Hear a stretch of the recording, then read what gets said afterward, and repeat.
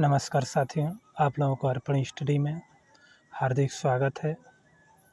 आज हम लोग देखेंगे प्राचीन इतिहास के बारे में कुछ बहुविकल्पीय प्रश्नों के बारे में। प्रश्न 1 है, सिंधु सभ्यता के निम्नलिखित स्थानों में से कौन सा स्थान सिंधु नदी के किनारे पर स्थित था? तो इसमें से जो विकल्प होगा विकल्प भी सही होगा, मोहनजोदड़ो। प्रश्न 2 है, सिंधु सभ्यता घाटी की लिपि कौन सी है? विकल्प ए है तमिल है, बी है खरोष्ठी, सी है अज्ञात, डी है ब्राह्मी लिपि। तो सिंधु सभ्यता की लिपि कौन सी है? इसमें से विकल्प सी होगा, अज्ञात है।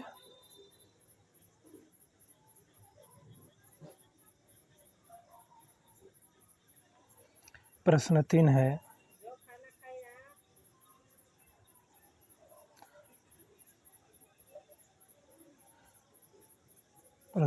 है, मोहनजोदड़ो का स्थानीय नाम था। मोहनजोदड़ो का स्थानीय नाम क्या था? मृतकों का टीला।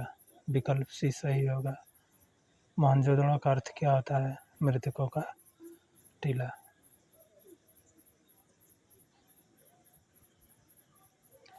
प्रश्न 4 है, मोहनजोदड़ो में सबसे बड़ा भवन कौन सा है? तो इसमें विकल्प भी सही होगा, धान्यागार। धान्यागार मोहनजोदड़ो का सबसे बड़ा भवन है। प्रश्न 5 है, वैदिक आर्यों का प्रमुख भोजन था। तो वैदिक आर्यों का प्रमुख भोजन था दूध और इसके उत्पादन। विकल्प भी सही होगा, वैदिक आर्यों का प्रमुख भोजन था दूध और इसके उत्पादन।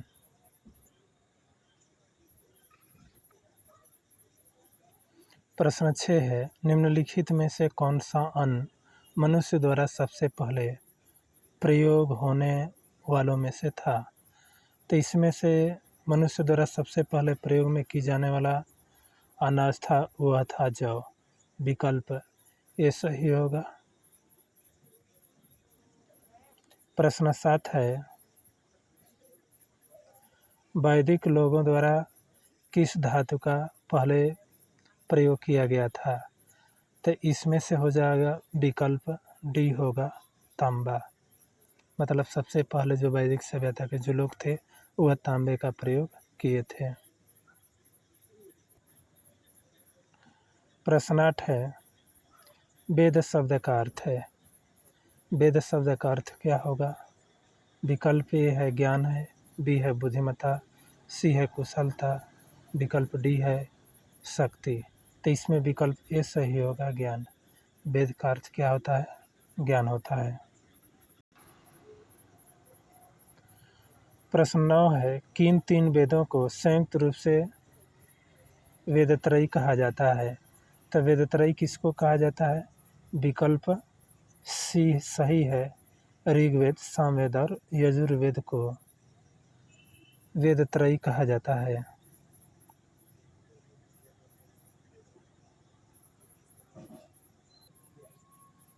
प्रश्न 9 है, किन 3 वेदों को संयुक्त रूप से वेदत्रयी कहा जाता है? इसमें विकल्प सी सही होगा, ऋग्वेद, सामवेद और यजुर्वेद।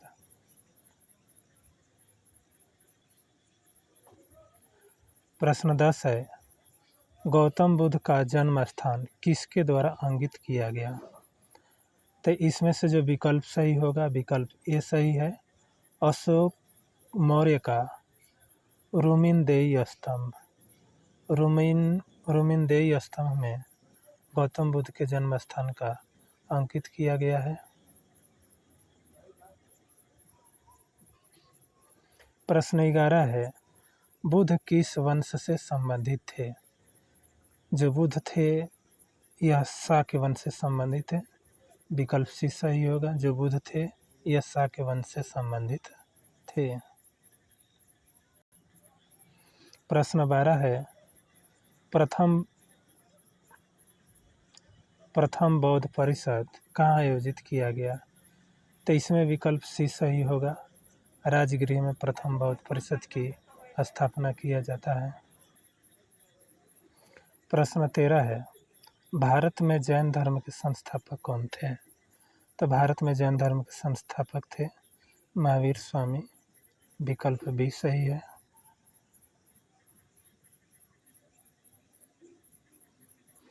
प्रश्न 14 है, जैन धर्म का पहला तीर्थंकर किसे माना जाता है? तो जैन धर्म के पहला तीर्थंकर माने जाते हैं ऋषभदेव। विकल्प सी सही है। प्रश्न 15 है, वर्धमान महावीर ने परिनिर्वाण कहाँ प्राप्त किया था? यह विकल्प ए सही होगा, पावापुरी में।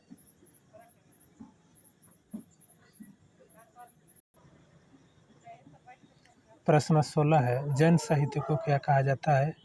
विकल्प ए है त्रिपिटिका, बी है वेद, सी है आर्य सूत्र, डी है अंग। तो जैन साहित्य को क्या कहा जाता है? अंग कहा जाता है। विकल्प डी सही है।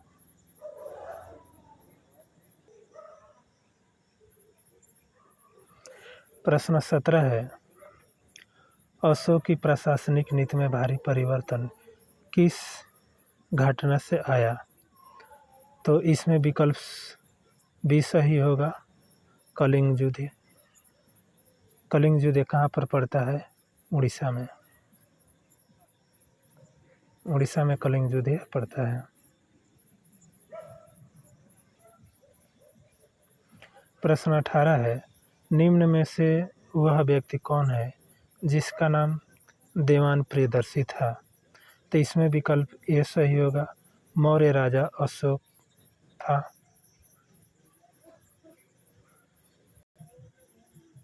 प्रश्न 19 है, कलिंग युद्ध के बाद निम्न में से किसने महाराजा अशोक के रूपांतरण को दर्जा प्राप्त किया था? तो इसमें विकल्प डी सही होगा, अराक एडिक्ट।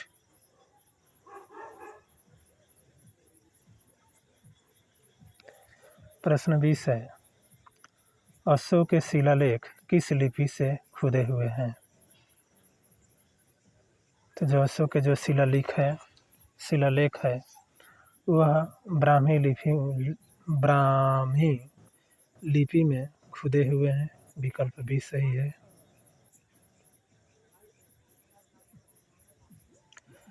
प्रश्न 21 है, निम्न में से किसने और कब पहली बार अशोक के शिलालेखों का अर्थ स्पष्ट किया था? तो यह विकल्प डी सही, 1837 में जेम्स प्रिंसिप ने अशोक के शिलालेख को स्पष्ट रूप से किया था। प्रश्न 22 है, किस प्रसिद्ध शासक को शिलालेखों का जनक कहा जाता है? शिलालेखों का जनक किसको कहा जाता है? अशोक को कहा जाता है। शिलालेखों का जनक अशोक को कहा जाता है। विकल्प सी सही है। प्रश्न 23 है, महरौली में जंग रहित लौह स्तंभ किसने स्थापित किया था? इसमें विकल्प ए सही होगा, गुप्त ने महरौली में जंग रहित लौह स्तंभ को स्थापित किया था। प्रश्न 24 है, गुप्त राजा जिसने विक्रमादित्य की पदवी ग्रहण की थी वह कौन था? चंद्रगुप्त द्वितीय था। विकल्प सी सही होगा।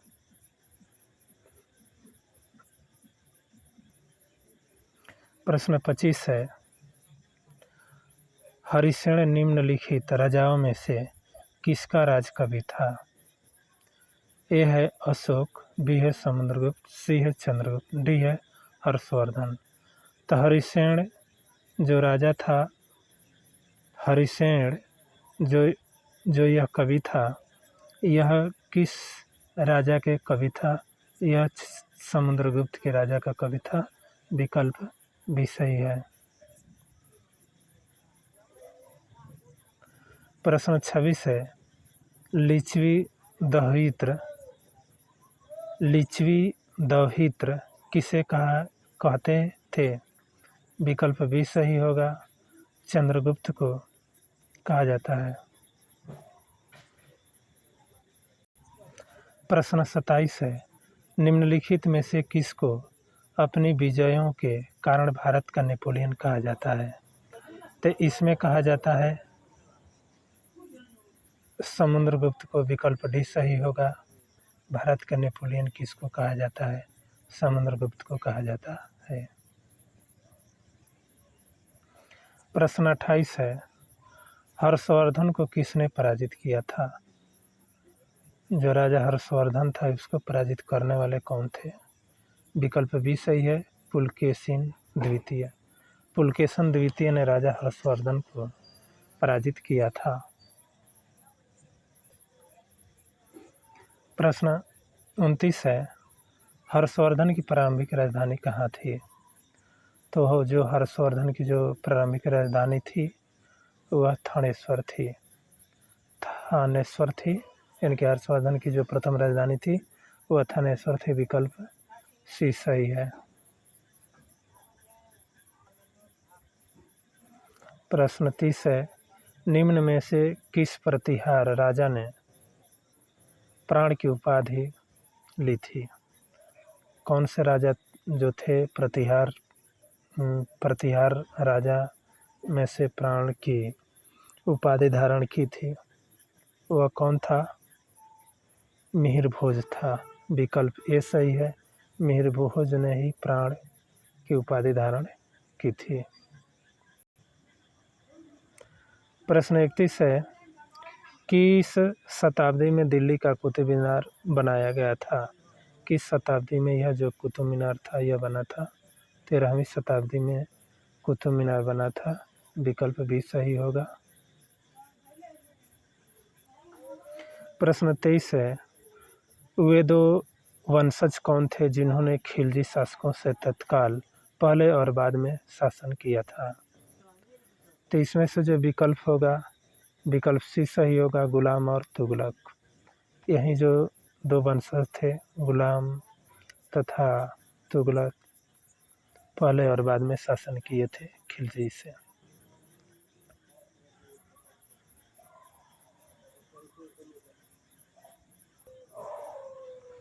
प्रश्न 33 है, बाजार विनिमय प्रणाली आरंभ की गई थी?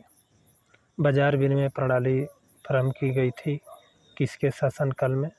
अलाउद्दीन खिलजी के द्वारा बाजार प्रणाली प्रारंभ किया गया था। विकल्प सी सही होगा।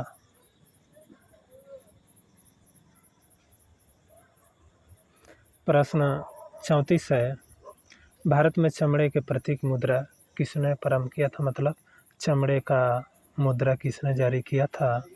वह जारी किया था मोहम्मद बिन तुगलक। मोहम्मद बिन तुगलक ने चमड़े के प्रतीक का मुद्रा जारी किया था। यह विकल्प भी सही होगा। प्रश्न 35 है, लोदी वंश के संस्थापक कौन था? तो लोदी वंश के जो संस्थापक था वह बहलो लोदी था। विकल्प भी सही होगा। लोदी वंश के संस्थापक कौन था? बहलो लोदी। विकल्प भी सही है। प्रश्न 36 है, भारत में प्रथम मुगल शासक कौन था? भारत में प्रथम मुगल शासक कौन था? बाबर था, बलबन था, उमर शेख था, हुमायूं था। तो जो भारत के प्रथम मुगल शासक था वह कौन था? बाबर था। विकल्प ये सही होगा। 37 है प्रश्न, भारत का प्रथम मुगल बादशाह कौन था? बाबर था। विकल्प सी सही होगा। प्रश्न 38 है, पानीपत की द्वितीय लड़ाई किन दो सेनाओं के बीच हुई? यह किन दो सेनाओं के बीच होती है? पानीपत की द्वितीय युद्ध यह होता है बाबर तथा राणा सांगा के बीच। बाबर तथा राणा सांगा के बीच यह पानीपत की द्वितीय लड़ाई शुरू होता है। विकल्प बी सही है।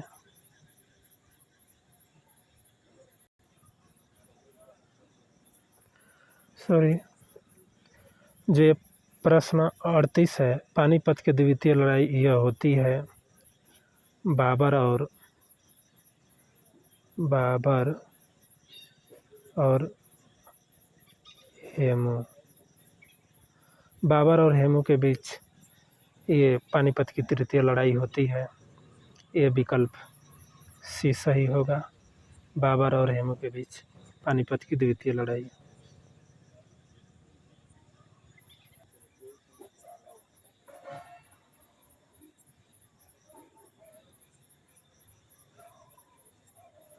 सॉरी, माफ़ कीजिएगा। बाबर और हेमू के बीच में जो पानीपत का द्वितीय जो लड़ाई लगता है वह अकबर और हेमू के बीच यह युद्ध छोड़ता है। पानीपत का द्वितीय युद्ध अकबर और हेमू के बीच। विकल्प सी सही होगा।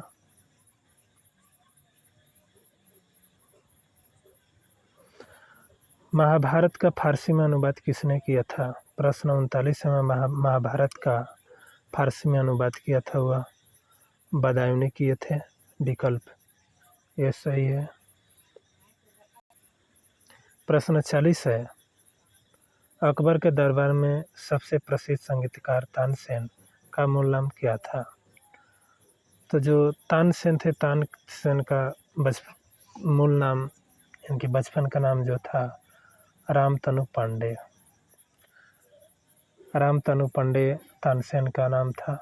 विकल्प सी सही है।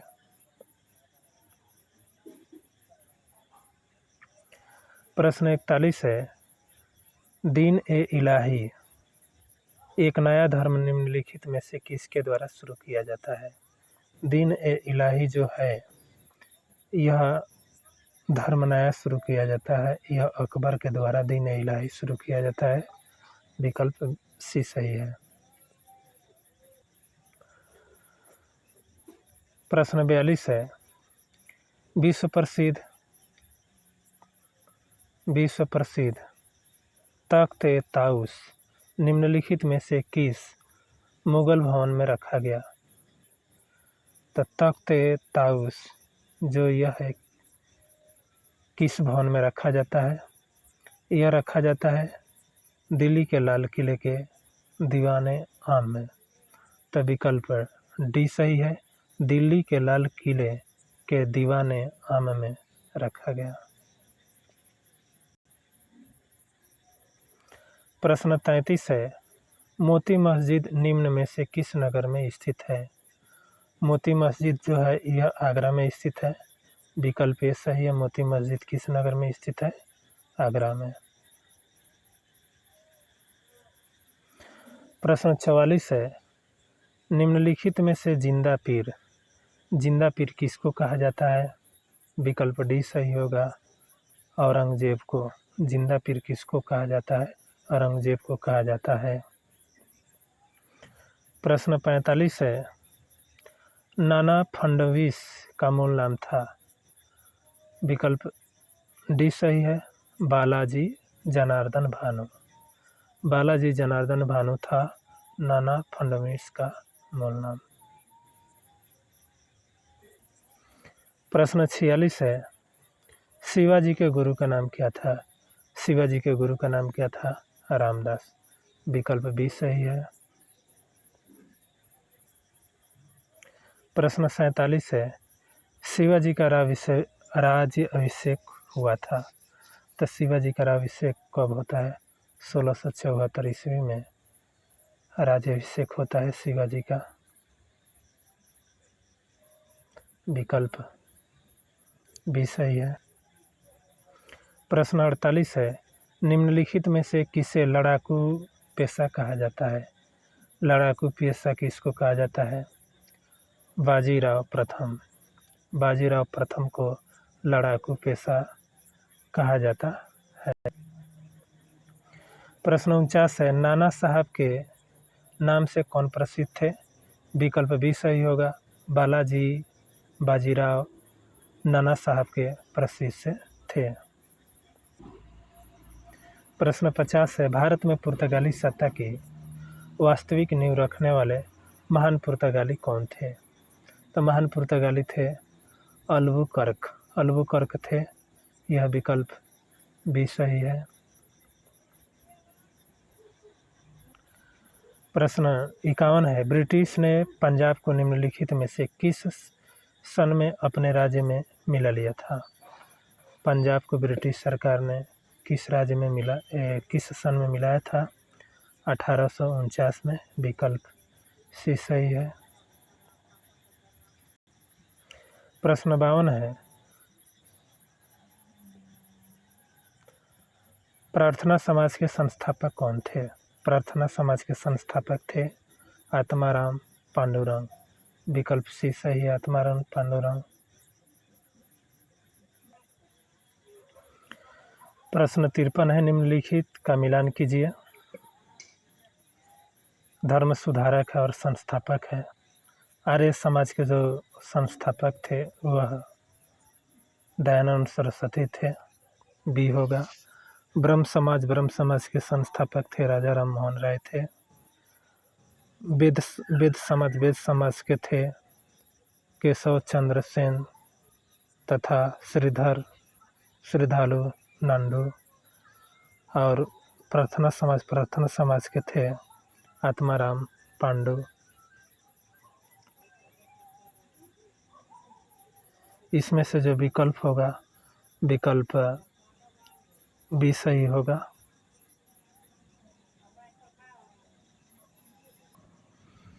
प्रश्न 54 है, उपनिवेशी भारत में कोलकाता में एशियाटिक सोसाइटी की स्थापना किसने किया था? एशियाटिक सोसाइटी की स्थापना किया था विलियम जोन्स। विकल्प ए सही होगा। प्रश्न है 55, शेर शाह द्वारा निर्मित ग्रैंड ट्रंक रोड पंजाब को किससे जोड़ती थी? यह पूर्वी बंगाल को जोड़ती है ग्रैंड ट्रंक रोड। विकल्प डी सही है। प्रश्न 56 है, शेर शाह की मृत्यु कहाँ लड़ते हुए हुई थी? शेर शाह की मृत्यु होती है कलिंजर में। विकल्प सी सही है। बस आज का प्राचीन इतिहास का इतना ही बहुविकल्पीय प्रश्न देखे थे। जय हिंद, जय भारत।